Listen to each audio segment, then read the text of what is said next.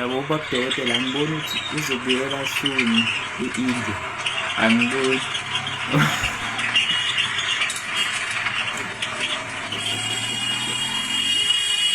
Ngoba manje okokuqala uqale washaya i-transport kambe buka yonke imihlobo lale zonke lezi zinto esizibuka la emavidiyo yena uzibuka ngamehlo uzibona ngqo yabo.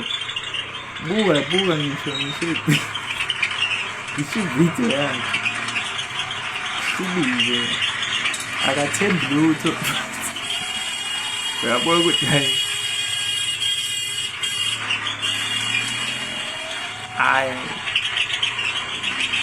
akathembi lutho